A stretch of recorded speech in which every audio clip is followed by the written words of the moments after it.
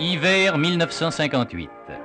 Depuis 1901, le petit chemin de fer électrique à voie métrique qui relie Saint-Gervais-le-Fayet à Chamonix assure son dur travail de montagnard sans défaillance. Il fut en 1907 prolongé au-delà de Chamonix jusqu'à Valorcine afin d'établir la liaison avec la ligne suisse du Martigny-Châtelard. À cette époque, il n'existait pas de locomotives électriques capables de remorquer des trains sur des lignes équipées alternativement avec et sans crémaillère. C'est pourquoi depuis 57 ans, avec le même matériel, il est le seul en Europe à escalader sans crémaillère une rampe de 90 mm par mètre par simple adhérence de ses véhicules dont tous les essieux sont moteurs.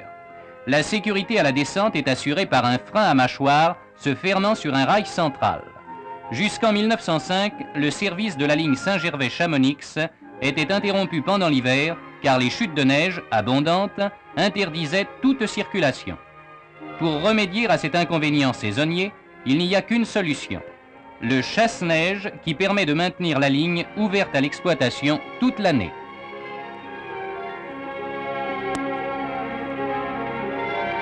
Venant de Paris, de Lyon, de Bordeaux, de Strasbourg et de plus loin encore, les trains de grande ligne déposent en gare de Saint-Gervais-le-Fayet de nombreux touristes sensibles aux fastes de la nature ou de fervents adeptes du ski qui trouveront facilement les pentes neigeuses favorables à leur folle glissade.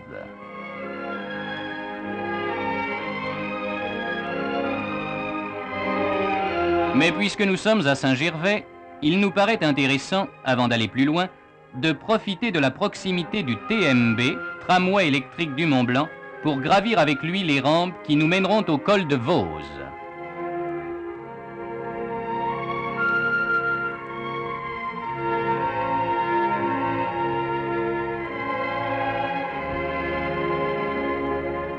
Ce matériel électrique moderne possède pour capter le courant de traction le même pantographe que celui adopté par la SNCF pour ses locomotives à courant monophasé. Nous sommes ici dans le royaume du ski.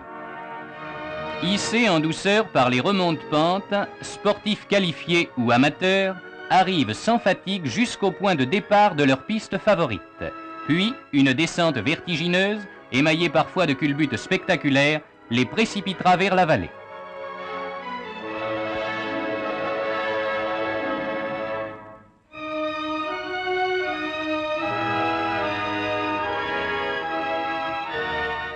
Après cette première excursion, reprenons notre tramway et redescendons vers Saint-Gervais-le-Fayet.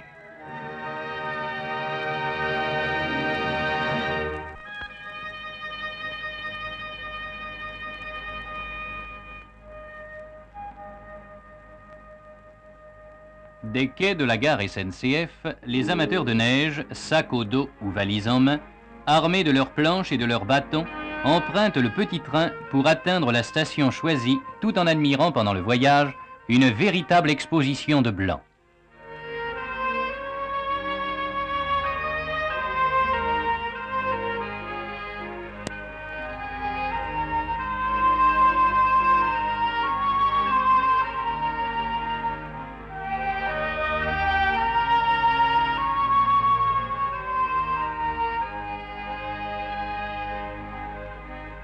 Nous abordons ici un ouvrage d'art important de la ligne.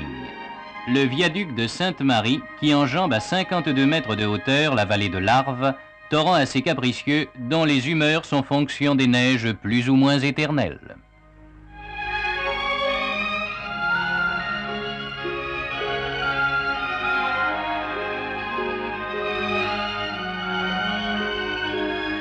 Bon serviteur des fidèles amis de la montagne, ce petit train parcourt sans défaillance cette même voie depuis plus d'un demi-siècle et avec ce conducteur qui succède aux manettes de commande à ses nombreux camarades, admirons la résistance et la souplesse de ce matériel toujours fidèlement soumis à sa volonté et à sa vigilance.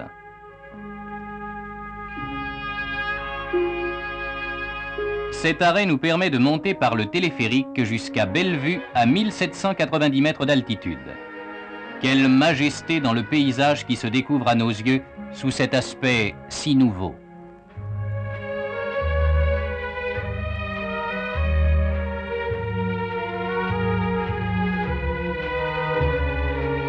Au terminus, les skieurs impénitents, tout à la joie de se livrer à leurs ébats favoris, foncent immédiatement vers la vallée avec l'espoir d'arriver en bas suffisamment à temps pour ne pas manquer la plus prochaine remontée du téléphérique, et ainsi de suite.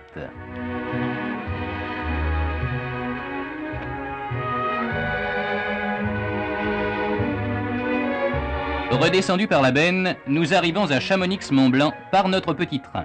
Le monument qui perpétue la mémoire du physicien de Saussure et du guide Jacques Balmat, qui furent les premiers à vaincre le Mont Blanc en 1786 et 1787, semble nous inviter à pénétrer dans cet indescriptible chaos de roches, de glaces scintillantes et de neiges éternelles. De la cabine qui nous emporte vers les sommets, se découvre un panorama impressionnant, toujours plus vaste, et la vallée qui se déploie sous le regard semble s'inscrire sur l'écran d'un cinémascope géant.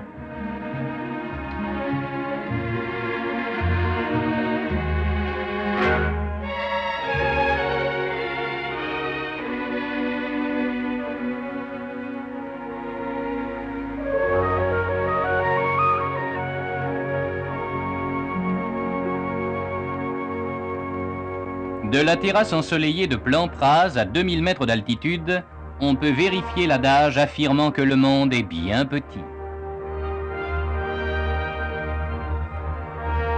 Plus haut, toujours plus haut, nous allons entre ciel et terre vers le Brévent qui dresse ses 2525 mètres d'altitude sur le versant sud de la vallée face à la célèbre aiguille du Midi où le plus haut téléphérique du monde permet en 2 étapes d'atteindre la hauteur impressionnante de 3842 mètres.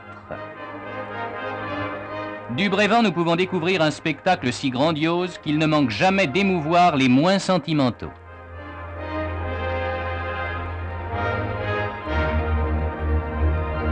Pour garder vivant le souvenir de ce moment d'émotion, chacun tient à fixer sur la pellicule ce décor inoubliable.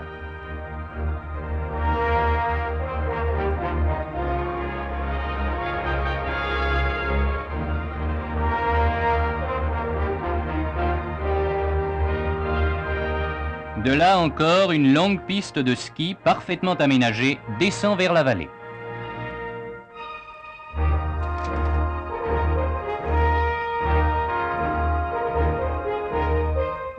Et c'est ainsi que nous arrivons à Chamonix, aux rues propres et dégagées.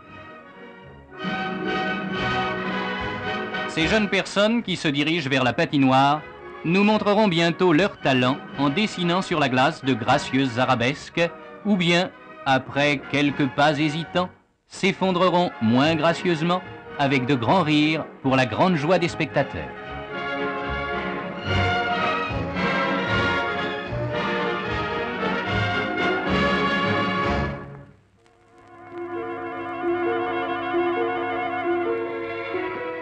Poursuivant son voyage vers Valorcine, le petit train suit une vallée qui, après Chamonix, s'est considérablement élargie.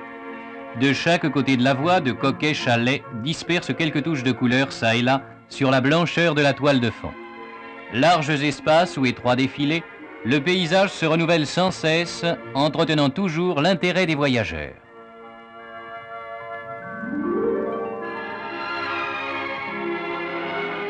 Après Argentières, notre train s'élance courageusement vers la rampe de 70 pour 1000 qui, après 2 km de parcours, l'amènera à la petite gare de Montroc-le-Planay.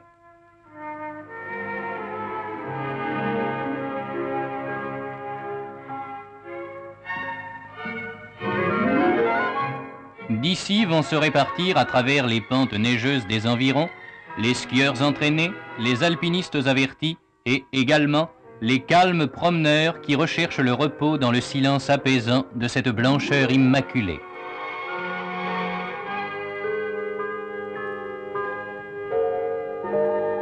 Mais voici que notre petit train atteint Valorcine, terminus du parcours français et gare de transit vers la Suisse.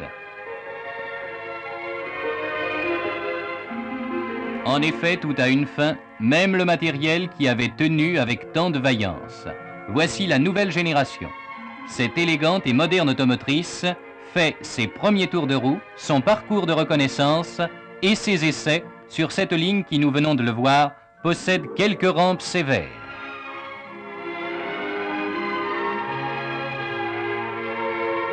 Avec l'apparition du soleil printanier, la fonte des neiges annonce le départ de l'hiver et la nature change rapidement d'aspect. Les champs de neige sont devenus de verts pâturages et les skieurs ont disparu. Le blanc n'apparaît plus que sur les plus hauts sommets qui conserveront toujours cette parure même aux plus chaudes journées de l'été.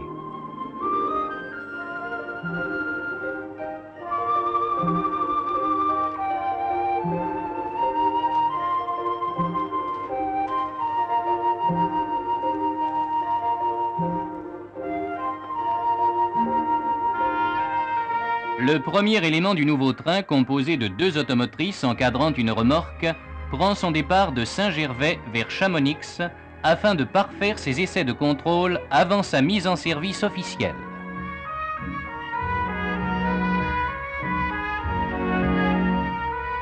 À quelques kilomètres du départ, il se trouve tout de suite aux prises avec la fameuse rampe de Shed de 90 mm par mètre qu'il monte à la vitesse de 30 km/h alors que le matériel ancien ne pouvait gravir cette pente qu'à 12 km/h. La même supériorité se manifeste en palier, où le 40 km/h est devenu maintenant un confortable 70 km/h.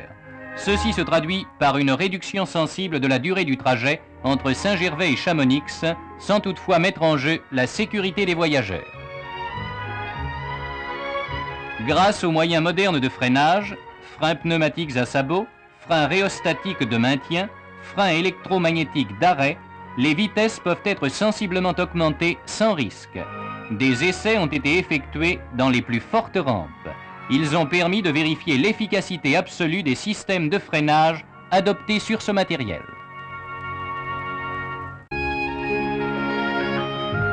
Voilà le dernier voyage de l'un des petits trains de l'ancienne génération avant la retraite définitive. Au matériel moderne qui leur succède maintenant, il appartiendra de suivre l'exemple des 57 ans de bons et loyaux services d'une technique certes bien dépassée, mais qui a fait ses preuves.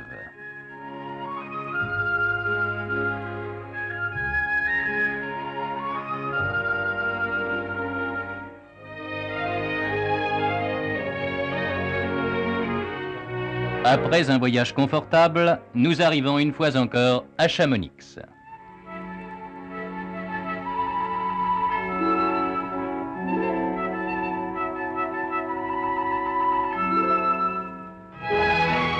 Nous allons emprunter le chemin de fer électrique à crémaillère du Mont-en-Vert pour monter jusqu'à la mer de glace et découvrir sous son aspect estival la célèbre vallée si souvent louée par tant d'écrivains comme Goethe, Dickens et Madame de Staël, qui, transportés d'admiration, écrivaient « Il n'y a rien de plus imposant au monde que la vallée de Chamonix. Cette immense mer de glace qui touche à la prairie la plus riante, ce soleil qui darde sur ses cristaux sans parvenir à la fondre, tous ces contrastes forment véritablement le plus imposant spectacle que la nature ait donné à l'homme. »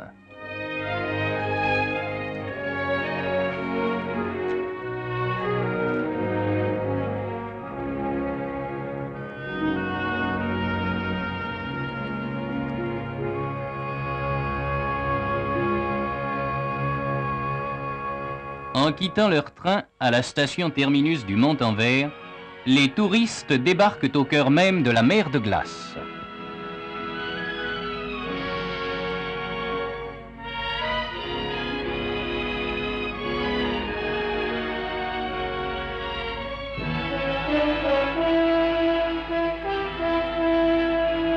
La nature ici n'a rien négligé et les frais ombrages qui accompagnent le cours de ce petit torrent sont certainement les lieux de promenade de prédilection des rêveurs épris de solitude ou des touristes romantiques.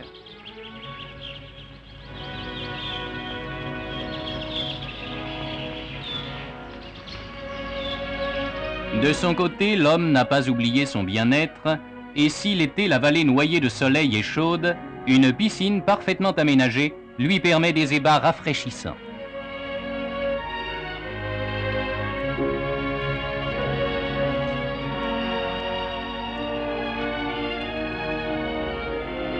Lorsque nous regardons passer le nouveau matériel que nous continuerons à appeler le petit train de Chamonix, puisque tel est le nom qu'il porte depuis sa création, N'oublions pas que dans l'esprit de ses réalisateurs, cette ligne devait servir de banc d'essai pour la traction électrique. Ce fut une véritable réussite, car ce banc d'essai a transporté pendant 57 ans des dizaines de milliers de voyageurs. Nul doute que la modernisation de son matériel confirmera cette réussite en permettant d'accéder plus rapidement et plus confortablement aux lieux choisis par toute une clientèle d'alpinistes, de touristes, de pêcheurs, de chasseurs ou de simples promeneurs, profitant au mieux des plaisirs de la montagne en été.